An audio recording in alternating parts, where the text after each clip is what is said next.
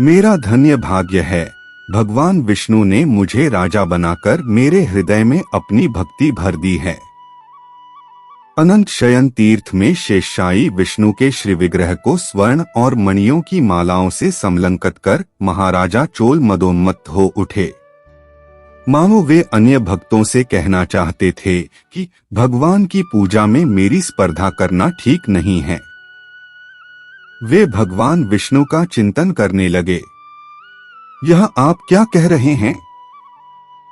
देखते नहीं कि भगवान का विग्रह रत्नों की मालाओं से कितना रमणीय हो चला है नयनों के लिए। बार बार तुलसी दल से आप स्वर्ण और मणियों को ढककर भगवान का रूप असुंदर कर रहे हैं। महाराज ने धन के मद में दीन ब्राह्मण विष्णुदास के हृदय पर आघात किया। भगवान की पूजा के लिए हृदय के भाव पुष्प की आवश्यकता है महाराज। सोने और हीरे से उनका महत्व नहीं आंका जा सकता। भगवान की प्राप्ति भक्ति से होती है। विष्णुदास ने चोलराज से निवेदन किया।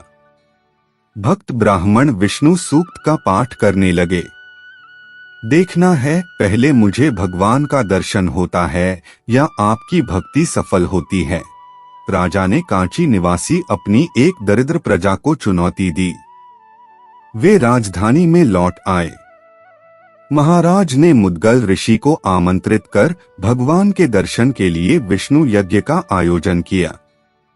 भगवती ताम्रपर्णी नदी के कलरव से निनादित उनकी राजधानी कांची में स्वर्ण रूप की आभा ऐसी लगती थी मानो अपने दिव्य वृक्षों समेत चैत्र रथ वन की साकार श्री ही धरती पर उतर आई हो।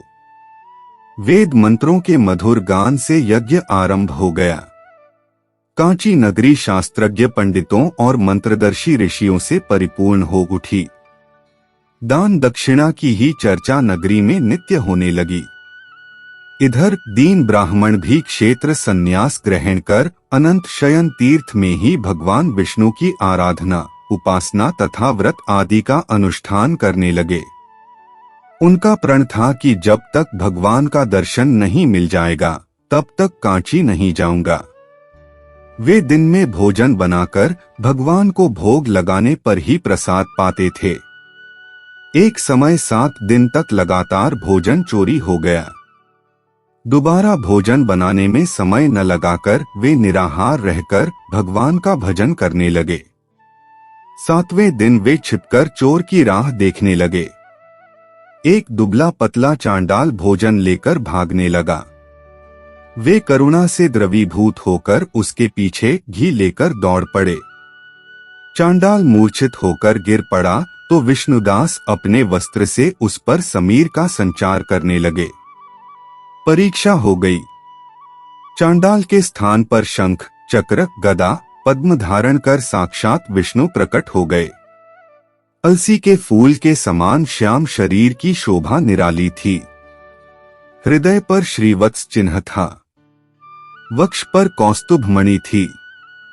मुकुट और पीतांबर की झांकी अनुपम थी। श्री विष्णु का दर्शन करते ही विष्णुदास के हृदय में सात्विक प्रेम का उदय हो गया। वे अचेत हो गए। वे उस मूर्छित अवस्था में नारायण को प्रणाम तक न कर सके। भगवान ने ब्राह्मण को अपना रूप दिया। विष्णुदास विमान पर बैठकर बैकुंठ गए। देवों ने पुष्प वृष्टि की, अप्सरा तथा गंधर्वों ने नृत्य गान किया। यज्ञ समाप्त कर दीजिए महर्षि। चोलराज ने मुद्गल का ध्यान आकृष्ट किया। उन्होंने विष्णुदास को विमान पर जाते देखा। यह सोचकर कि भक्ति ही श्रेष्ठ है, महाराज धधकते यज्ञ कुंड में कूद पड़े। विष्णु भगवान प्रकट हो गए। उन्हें दर्शन देकर बैकुंठ ले गए। यही विष्णुदास पुण्यशील और चोलराज सुशील पार्षद के नाम से प्रसिद्ध हैं।